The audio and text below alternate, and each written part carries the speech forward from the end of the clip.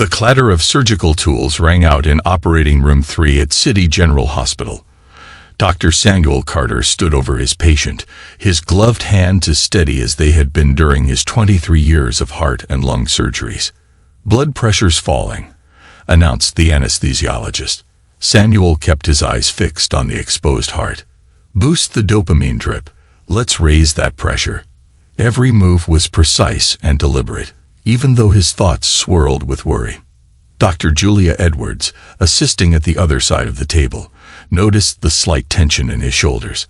Having worked with Samuel for many years, she could sense when his mind wandered from the task at hand. 3 hours later, while scrubbing out, Julia broke the silence. "That was too close," she said.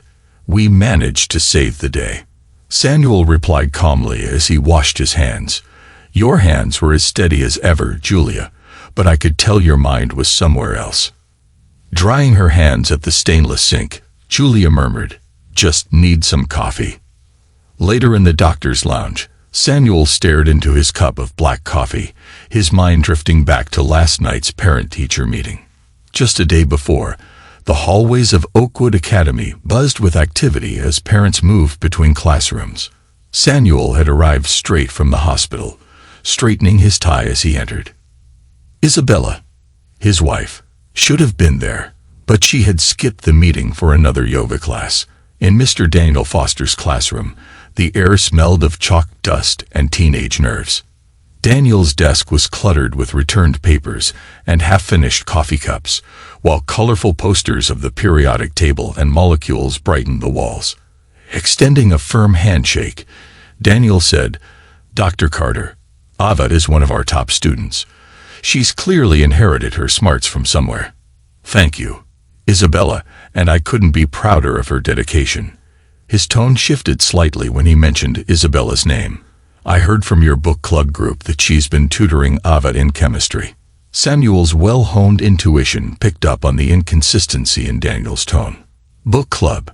Daniel replied while shuffling papers. "Yes, the one that meets during my free periods on Thursdays. Your wife is quite passionate about literature, isn't she?" Samuel raised an eyebrow. "But Isabella told me she goes to yoga classes on Thursdays." Back in the present, Julia's voice snapped Samuel from his thoughts. "Samuel, pay attention."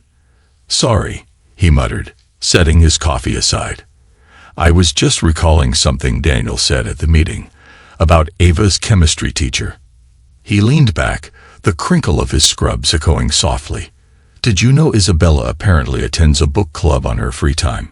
I always thought she did yoga on Thursdays." "Me too," Julia replied. The quiet between them said more than words. In a modest, no-frills office that matched his personality, private investigator Max Reed listened intently. A former FBI agent turned PI, Max was in his mid-50s, sporting gray at the temples, and a practical suit. "Tell me everything," he said, his notebook open and pen ready. Samuel recounted the oddities. Isabella's shifting schedules, the mysterious book club that conflicted with her yoga classes, and Daniel Foster's unnervingly detailed knowledge of her activities. Max scribbled precise notes. "How long has Ava been at Oakwood Academy?" "Since her freshman year. 3 years now." "And when did these yoga classes start?" Samuel frowned. "Around the same time." Max nodded. "I'll need a few days to set up surveillance and run some background checks. In the meantime, keep things normal. Don't let anyone know you're suspicious." A week later, Max's initial report sat on Samuel's desk at the hospital. Isabella's yoga studio had no record of her membership, and the book club she claimed to attend didn't exist. At least, not officially. As Samuel's office door opened, Nurse Janet stepped in. "Your 3 o'clock valve replacement is canceled. The patient's blood work isn't good enough." Samuel nodded, quickly tucking the report away. "Thanks, Janet. Could you ask Dr. Edwards to drop by when she has a minute?" That afternoon, Julia sat on the edge of her office chair, reviewing Max's findings. "Samuel, there's more," she exclaimed, handing him a business card. "Gloria Simmons, the school librarian, reached out to Max yesterday. What did she say? Samuel asked. She's been keeping detailed records, security footage. The following week became a blur of surgeries, surveillance updates, and sleepless nights. Max's investigation steadily produced more evidence. Credit card statements showing purchases at odd times and locations. Security footage from Oakwood Academy showing Isabella's car in the parking lot during Daniel Foster's free periods. And finally, Gloria Simmons's testimony. In Max's small office, Gloria sat across from Samuel, her hands clasped tightly. I should have spoken up sooner, but without proof. Max prompted gently. Tell him what you saw last Thursday. Gloria pulled out her phone, her fingers trembling as she played a video. I usually stay late cataloging new books. My office overlooks the science wing. The footage was grainy but clear enough. It showed Isabella entering Daniel Foster's classroom after hours. The lights dimmed, and no one emerged for over an hour. There's more, Max said quietly. Going back 3 years. Samuel's world spun. 3 years, since Ava started at Oakwood. Later that week, DNA test results arrived on a Tuesday.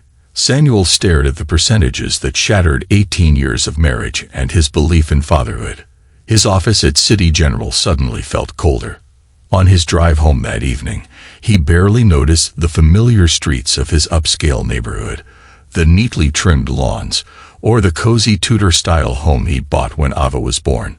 All he could see were the damning numbers on that report. Isabella's car was in the driveway.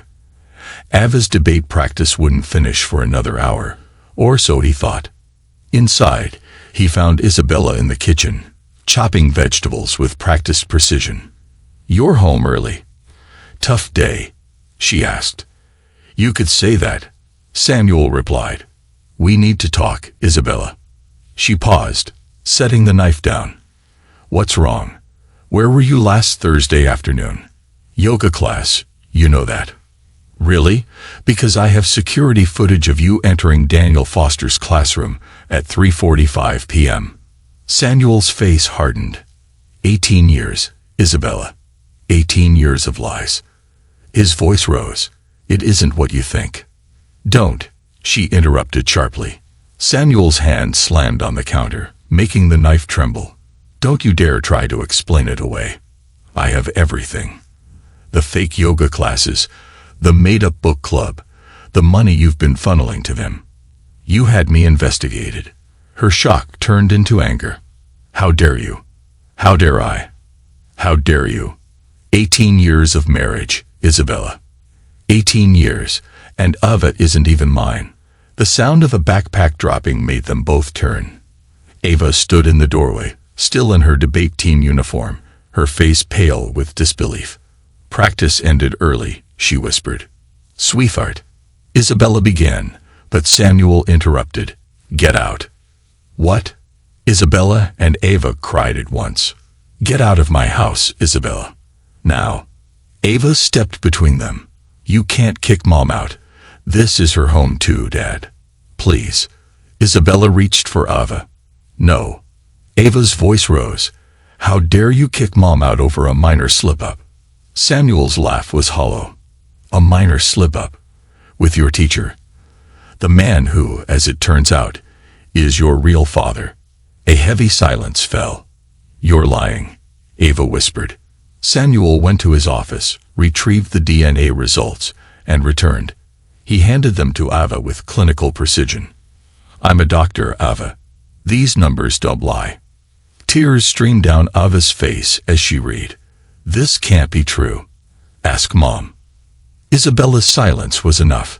If you won't let her back in the house, Ava crumpled the papers. You're no longer my dad.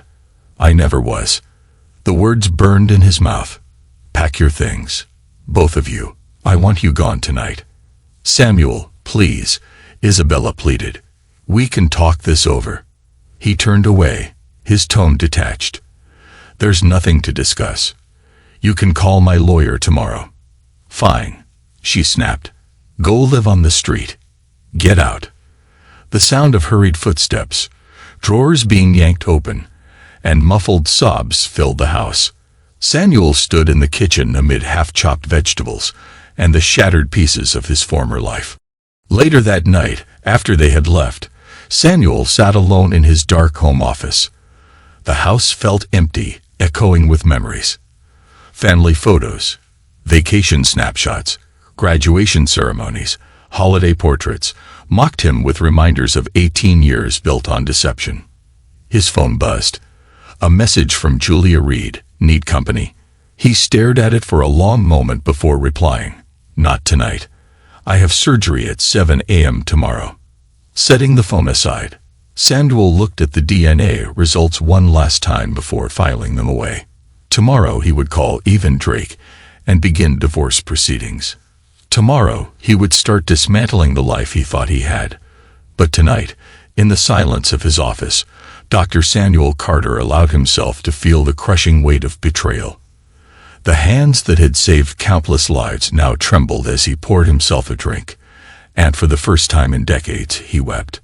In a corner office overlooking the city courthouse, Evan Drake, a seasoned former prosecutor, reviewed the DNA test results and surveillance photos spread across his desk. "They're not wasting any time," he remarked, sliding a legal notice across to Samuel. "Veronica King filed the divorce petition this morning. She's demanding immediate spousal support and sole use of the house." Samuel's fingers tightened on his coffee cup. "The house I bought before we were married. Veronica's aggressive, but she's not subtle," Evan added. "She built her career on draining successful professionals. I won't let her blackmail me." Evan opened a thick folder. "Our forensic accountant uncovered something interesting in your joint accounts. Regular transfers to an offshore account, cleverly disguised as charitable donations. Credit card statements showed expensive gifts and hotel bills in nearby cities." "How much?" Samuel asked. "Almost $500,000 over the past 3 years," Evan explained, highlighting several transactions. Most coincide with Daniel Foster's known gambling debts. A knock interrupted them. Evan's secretary entered with more documents. "Subpoenas for Oakwood Academy's records just came in." "Perfect," Evan said, turning to Samuel. "Ready to go on offense. What's our strategy?" "We hit them with everything. Financial fraud, breach of trust, and alienation of affection. Once we expose Daniel's gambling, Isabella's lawyer will have to switch from offense to damage control." Samuel looked out the window. "And Ava?" Evan's expression softened. "She's 17, nearly an adult. The courts will consider her wishes, but given the circumstances, I don't want her inheritance or time embroiled in this." Samuel stood. "I just want the truth on record." Across town in a sleek modern office, Isabella sat with perfect posture, clutching her designer handbag like armor. "He's not playing fair," she insisted. "Using private investigators, DNA tests. It's harassment." Isabella's sharp features tightened as she typed rapidly. "It's legal discovery. I'm within my rights." "What worries me are those financial transfers," she said. "I was helping a friend in need," she replied defensively. "A friend who happened to be involved with you." Her voice rose. "A friend who is the biological father of your daughter." Isabella's composure cracked. "You don't understand." "No, you don't understand." She closed her laptop. "Your husband's lawyer was a prosecutor. He's building a criminal case, not just a divorce. Those transfers aren't just betrayal. They're fraud. But the prenup becomes void if criminal activity is proven." Her tone hardened. "Tell me everything about Daniel's gambling." Meanwhile, in Headmaster Robert Hargrove's stately office at Oakwood Academy, with its oak-paneled walls, leather chairs, and portraits of past generations, he insisted, "This can't go public." "You're worried about the school's reputation." Gloria Simmons's voice trembled with anger. "What about the reputation of every parent Daniel targeted?" "Miss Simmons, I have documentation going back 3 years," Robert replied. Gloria set a USB drive on his desk. Security footage, emails, and complaints from staff. Robert's face reddened. "Those files are school property. I already sent copies to reporter Natalie Burns at the Herald." Hearing the name, Robert slumped back. You didn't. Natalie's voice crackled on his phone. She's running the story next week. Gloria stood. Unless you do the right thing. Fire Daniel. Launch an investigation and set things right. Before Robert could respond, his phone buzzed. His secretary said, Sir, police are here with a warrant, and a news crew is gathering outside. Outside, Natalie Burns stood in front of the school's brick facade, her red hair vivid against stormy skies. Her cameraman adjusted his shot as she reviewed her notes. Oakwood Academy, the prestigious school educating the city's elite for over a century, now faced explosive allegations, inappropriate relationships between a teacher and parents, along with financial irregularities totaling hundreds of thousands of dollars. Parents gathered at the edges, recording whispers on their phones. A police car arrived, and detectives emerged with boxes of seized documents. Inside, Daniel Foster sat in his chemistry lab for the last time, watching through the window as his career unraveled. His phone buzzed with a text from Isabella. They know about all the money. His hand shook as he opened a desk drawer, pulling out a resignation letter he had prepared weeks ago. Too late now, he thought. The police would soon uncover his gambling debts, loans, and threats from bookies. And Isabella, she would tell them everything to save herself. The lab door swung open as Detective Sarah Chin entered, her badge gleaming. Mr. Foster, we need to discuss some of these financial transactions. In the library, Gloria Simmons watched the unfolding drama while copying more files. One by one, staff members began to come forward. The school counselor with concerned student notes, the janitor with after-hours access logs, and the business office with suspicious expense reports. A junior reporter from the Herald approached Gloria. How long have you been documenting these events? Since the first red flag, Gloria replied, glancing at the growing crowd outside. Sometimes doing the right thing means tearing everything down to build it back up. In a modest two-bedroom apartment that felt more like a prison, Isabella's life had crumbled. With no housekeeper, no garden service, and no country club membership. Just plain walls and cheap furniture. She confided in Ava, who sat curled on an old couch. We can't keep living like this, Isabella told her daughter. Your father is destroying us. Ava's tone was bitter. He isn't even my real father. You made sure of that. Don't talk to me like that, Isabella snapped, pacing the cramped living room. Everything I did was for us, and now he's trying to ruin everything. My reputation, my future, your future. What about Daniel? Ava asked. Isabella hesitated. Daniel has his own issues. You mean his gambling debts, the ones you covered with his money? Ava spun to face her mother. How did you know? It's all over the school. Isabella stood, her face flushed with anger. Everyone knows. Do you have any idea what it's like there now? Your teacher, your biological father, was involved with parents and misused funds. It wasn't misused. It was. Stop lying. Ava interrupted, snatching her phone. At least Samuel told me the truth, even when it hurt. Isabella's expression hardened. Truth. You want truth. Fine. He's trying to ruin us, so we'll ruin him first. She pulled out a notebook. I've kept records of every patient he's lost, every surgical complication. By the time I'm done, no one will trust him with even a simple procedure. Ava's voice shook. You're talking about wrecking his career. People could die if they're afraid to let him operate. He should have thought of that before he cast us aside. Before he discovered your lies, you mean? Isabella ignored her daughter's protest, already typing furiously on her laptop. I've contacted every state medical board. Anonymous complaints about drinking before surgery, overprescribing medications, and misconduct with staff. None of it is true. It doesn't have to be. It just has to create enough doubt. At City General Hospital, Samuel sat in the office of Chief of Surgery Dr. Calvin Morris, surrounded by colleagues. Julia read through the latest batch of complaints. This is absurd. she said. "Everyone knows you're our most careful surgeon. You wouldn't even take aspirin on call." Dr. Morris, a commanding presence, nodded. "Our lawyers are preparing responses. Every case you're cited has complete documentation proving that our standard of care was not only met, but exceeded." Samuel gestured toward his noticeably lighter surgery schedule.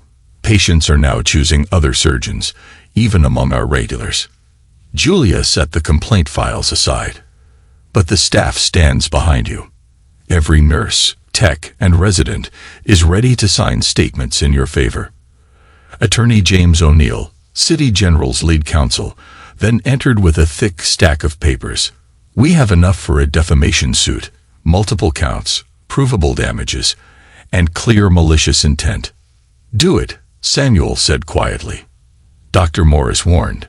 "No settlements, no deals. It'll be messy and public." "Everything's already public," Samuel replied. "I've lost my wife, my daughter, and my home. I won't lose my integrity too." That night, Samuel sat in his office, reviewing surgical notes for the few remaining cases. His phone buzzed with a text from an unknown number. "It's Ava. Mom's lost it. She's going to destroy everything you've built, unless you give her what she wants." "I'm sorry," Samuel whispered, staring at the message before deleting it. Through the window, he saw the hospital chapel where he had prayed the day Ava was born, the day he vowed to always protect and love her. Some promises, he realized, were broken long before they were made. The next morning, Isabella received a letter from Samuel's lawyers, not a plea for compromise, but a notice of a defamation suit backed by City General Hospital. As she read the detailed documentation dismantling every false complaint, her phone buzzed with news that shattered her remaining plans. Daniel Foster had struck a deal with prosecutors. He would testify about everything. The affair, the money, the other parents, in exchange for leniency. Back in his office, Samuel prepared for his first surgery of the day, his hands as steady as ever. Outside, life went on. Patients needed him, residents needed guidance, and slowly, the truth emerged from the wreckage of lies. Julia watched him scrub in, noting the straight set of his shoulders and calm focus. "Ready?" she asked. "Always," Samuel replied as he stepped into the operating room, leaving the chaos of his personal life behind those sterile doors. In an oak-paneled courtroom at the city courthouse, Judge Eleanor Martinez reviewed the final pieces of evidence. Attorney Evan Drake stood confidently at the plaintiff's table, while Isabella shifted uncomfortably beside Veronica King, her once fashionable outfit now out of style. "Your Honor," Evan began, "we'd like to present evidence of further financial fraud committed by Mrs. Carter and Mr. Foster." A projector hummed to life, displaying spreadsheets and bank statements. These documents reveal a pattern of systematic fraud targeting wealthy Oakwood Academy parents. Veronica King rose to object, but Isabella grasped her arm, shaking her head. Judge Martinez leaned forward. "Mrs. Carter, do you wish to respond to these charges?" Isabella's voice trembled. "No, Your Honor." Removing her glasses, the judge said, "Based on overwhelming evidence, including proof of fraud, infidelity, and deliberate deception regarding paternity, I grant Dr. Carter's petition for divorce." She paused, scanning the room. "Furthermore, given Mrs. Carter's criminal actions, I award Dr. Carter full ownership of all marital assets. The prenuptial agreement is void due to proven criminal activity." Isabella slumped in her chair as Judge Martinez continued, "Mrs. Carter, I am referring this case to the district attorney for criminal prosecution. Mr. Drake has provided substantial evidence of wire fraud, theft by deception, and conspiracy." In the gallery, Detective Sarah Chin took notes as two uniformed officers edged toward the courtroom doors. "Your Honor," Veronica began, "my client." The judge's tone hardened. She manipulated not only her husband, but an entire school community. The court cannot overlook such calculated deception. As Isabella was led away in handcuffs, Samuel sat silently, his face unreadable. even gathered his documents and spoke softly. Daniel Foster took a plea deal this morning. He's testifying against Isabella and the gambling syndicate. They're facing serious time. Samuel nodded. And Ava even hesitated. She's 18 now, legally an adult. She's been trying to contact your office. I know, Samuel replied, straightening his tie. Some bridges just can't be rebuilt. Outside the courthouse, reporters clustered around Natalie Burns as she delivered her latest update. The divorce case revealed a tangled web of deception and financial fraud at Oakwood Academy. Multiple families have come forward, claiming they were targeted by Mr. Foster and Mrs. Carter. Criminal indictments are pending. 6 months later, Samuel demonstrated a new valve replacement technique in City General's teaching amphitheater to a group of residents. His hands moved with practiced precision over the surgical simulator. The key is maintaining steady pressure as you secure the sutures. 1 millimeter off can mean the difference between success and failure, he explained. In the front row, Julia smiled. Next to her sat Dr. Olivia Bennett, the new head of pediatric surgery. Samuel, meet Dr. Bennett. She's transforming our pediatric cardiac program. Olivia's handshake was firm, her dark eyes direct. That was an impressive demo, Dr. Carter. Though I prefer working with smaller vessels in young patients, please, call me Samuel. Noticing the plain gold band on her right hand, a widow's ring, he added, I'd love to hear more about your techniques. Maybe over coffee. Later in the cafeteria, their conversation flowed easily from surgical details to personal histories. Military service changed my life 3 years ago, Olivia confided as she stirred her coffee. It left me with 2 boys and many questions about what family really means. Samuel nodded slowly. I thought I knew what family meant minus 18 years of marriage taught me otherwise. I heard about the scandal, Olivia said gently. It must have been hard having your private life splashed across the headlines. The betrayal hurt more than the publicity. Samuel studied his cup, finding out Ava wasn't mine, and that everything I built was a lie. Biology isn't everything, Olivia interjected. My boys are adopted. Jason and I couldn't have children, but they're ours in every way that matters. Their discussion continued during rounds, as Samuel watched Olivia with her young patients. Her compassion and strength shone through as she delivered hard news with genuine empathy. You're wonderful with them, Samuel commented as they left the pediatric ward. Children deserve honesty, even when it's painful, perhaps especially then. Over the next months, their professional collaboration deepened into a true friendship. They consulted on complex cases together, their combined expertise saving lives that might have been lost if either had worked alone. Julia watched their growing connection with satisfaction. During a challenging surgery, she observed from the gallery. They work like they can read each other's minds. A nearby resident whispered, That's what happens when trust and respect come first.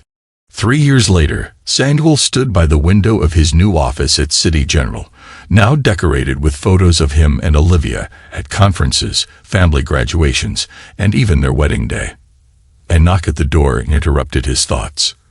Dr. Calvin Morris entered, holding a letter. Oakwood Academy's new board wants you as a trustee. They're implementing ethical oversight guidelines and want your input. Interesting timing, Samuel said, taking the letter. Daniel Foster gets out next month, and Isabella. 2 more years of restitution payments. Samuel set the letter aside. Ava sent another letter last week, wanting to meet.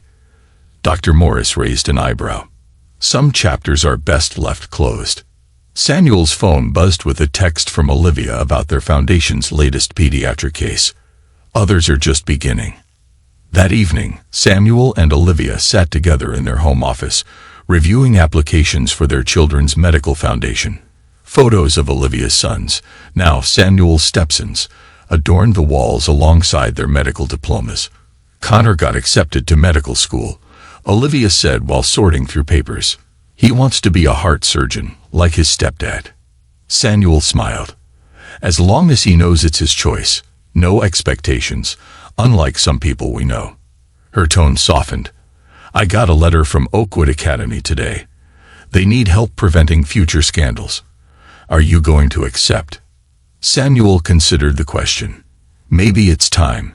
Use what happened to protect others. You're not the man who lost everything 3 years ago, Olivia observed. You're stronger. We're stronger, he corrected. This foundation, our family, our work, they're all built on truth this time. The next morning, Samuel sat down to write his response to Oakwood Academy. Through his office window, he could see the hospital chapel where he once prayed over a daughter he thought was his. Now he said a different kind of prayer, one of gratitude for second chances and genuine love. As he finished the letter accepting the trustee position, his phone rang. Another emergency case, another life to save. He grabbed his coat and headed to the operating room, where Olivia was already scrubbing in. Together, they worked seamlessly. In that hour, personal turmoil faded away. There was only work, healing, and the truth of what his skilled hands could accomplish. And for now, that was enough. Epilogue. 10 years later, an autumn breeze scattered leaves across the grounds of City General Hospital's new pediatric wing. A brass plaque beside the entrance read, "The Carter Bennett Children's Cardiac Center." Inside, Dr. Samuel Carter, now 58, stood before a gathered crowd at the center's 10th anniversary celebration. His silver hair caught the light, a testament to a long, hard-fought journey. This foundation was born from the belief that every broken heart deserves a chance to heal, whether physically or emotionally. In the front row, Dr. Olivia Bennett squeezed his hand. Their years together had deepened a connection that began in those dark days after his divorce. Their sons, now accomplished doctors, sat nearby. Connor, who had followed Samuel into heart surgery, and Marcus, who had chosen pediatric oncology. Standing before the crowd, Samuel continued, "We've treated over 10,000 children who couldn't afford specialized cardiac care. But today, I want to share a different story, one about healing in every sense." The room quieted as Samuel pulled out a weathered envelope. "A few months ago, I received this letter from the Rockland Women's Correctional Facility. It was from my ex-wife, Isabella." A murmur ran through the audience. Even after a decade, the scandal still echoed. The letter had arrived on a Tuesday morning. "Dear Samuel, I write to you from my prison cell, where I've spent the last 7 years reflecting on the enormity of my betrayal. The doctors say my cancer is terminal. 3, maybe 4 months left. Before I go, I must tell you the truth. The money we misappropriated from Oakwood parents didn't only cover Daniel Foster's gambling debts. We were running an elaborate investment scam, preying on wealthy families through their children's education. Daniel would target vulnerable mothers at parent-teacher meetings, and I would befriend them at school events. We ruined lives, Samuel, not just yours. I learned that Daniel committed suicide in his cell last year. He couldn't bear the guilt. I've provided the FBI with every detail about our scams. Some of the stolen money may still be recovered. Ava visits me sometimes. She's changed, harder, more cynical. The trust fund you set up for her education remains untouched. She says she doesn't deserve it. Your kindness in continuing to support her, despite everything, shames me more than my prison sentence ever could. I don't expect forgiveness. I know I don't deserve it. But I had to confess, losing you, losing the life we had, wasn't worth any sum of money or fleeting thrill. The person I was then is unrecognizable now. The nurses here speak of your foundation. They say you and Olivia are doing remarkable work. I'm glad you found happiness. It proves that love built on truth endures, while lies only poison. I'm sorry, Samuel, for everything. Isabella." Back in the present, Samuel folded the letter carefully. Isabella had passed away last month. In her final act, she had helped recover millions in stolen funds so that the victims' families could finally be made whole. In the audience, Gloria Simmons, now superintendent of Oakwood Academy, dabbed her eyes. The scandal had eventually led to her promotion and a complete overhaul of the school's policies. Under her leadership, Oakwood had become a model of ethical education. But Samuel continued, "This story isn't about revenge or retribution. It's about the choices we make after betrayal. Do we let it break us, or do we let it set us free?" Julia, now retired but as sharp as ever, smiled knowingly. She had watched Samuel rebuild his life, introduce him to Olivia, and witness their love grow from shared pain into something beautiful. "Through our foundation," Samuel declared, "we've chosen to turn pain into purpose. Every child we save, every family we help, is proof that starting over is possible." The screen behind him showed photos of children before and after surgery, families reunited, and lives transformed. Among them was a recent picture that caught everyone's attention. A young doctor in a white coat with familiar features. "My daughter, Ava," Samuel said softly. "She graduated from medical school last month and has just begun her residency in psychiatry, focusing on helping children cope with family trauma. We're slowly rebuilding, step by honest step." The revelation stirred murmurs in the hall. It was the first time he had publicly acknowledged a renewed connection with his former daughter. "She now works at a clinic across town. We meet at conferences sometimes, small gestures, but real ones." Olivia stood, joining him at the podium. "Life isn't about the family you're born into or the lies you're told. It's about the truths you choose to live by." The ceremony continued, but the story was far from over. Later that evening, in their home office, Samuel and Olivia reviewed new cases while their grandchildren played in the next room. Connor's twins and Marcus's daughter filled the house with the kind of genuine laughter that only children can bring. "Did you tell them about the other letter?" Olivia asked softly. Samuel nodded, pulling out another envelope. This one was from Daniel Foster, written days before his death. It read, "Dr. Carter, by the time you read this, I'll be gone. Guilt won in the end. Prison gives you too much time to face your sins. Know that Ava was the only good thing to come from our deceptions. Though I'm her biological father, you were the one who truly cared for her. The money is hidden in offshore accounts. Isabella knows the details. Ensure it returns to the families we hurt. I'm sorry. Not that it matters now." A knock at the door interrupted them. Ava appeared in the doorway, still in her hospital scrubs. At 27, she carried a guarded professionalism born of hard lessons. "The children's group therapy program you sponsored. It's making a difference. One of my patients finally opened up today about her parents' divorce," she said. Samuel nodded, maintaining the professional distance they had established. "That's good news. I have some ideas for expanding the program. Maybe we can discuss them over dinner next week." The invitation hung in the air. "We'd like that," Olivia replied warmly. After Ava left, Samuel stood at his office window watching her walk to her car, the security lights catching the silver in his hair. "You never told me what was in Isabella's final letter," Olivia said quietly. Samuel touched the pocket where it lay. "She wrote it to Ava, asking me to deliver it when the time was right. And is that time now?" He thought of their cautious reconciliation and the careful steps toward rebuilding trust. Maybe soon, when Ava is ready to know that her mother finally understood the difference between love and possession. In the next room, the sound of grandchildren's laughter mixed with Connor teaching his twins about heart valves using a toy medical kit. The future of their foundation, and their family's legacy of healing, played out in small moments. "You know what I've learned," Samuel said, turning to Olivia. "Some betrayals break you. They shatter everything you thought you knew about love, trust, and family. But if you're lucky, they set you free to build something stronger, something real." Olivia squeezed his hand, her ring catching the light. "The key is having the courage to try again, to believe that a painful truth is better than a comfortable lie." In a drawer, one last unopened letter waited. Isabella's final words to the daughter whose life had been built on deception. Someday, when their relationship was stronger, Samuel would share it with Ava. For now, they would continue their careful journey of reconciliation, building trust one honest moment at a time.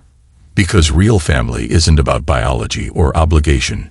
It's about choice, forgiveness, and the courage to face the truth.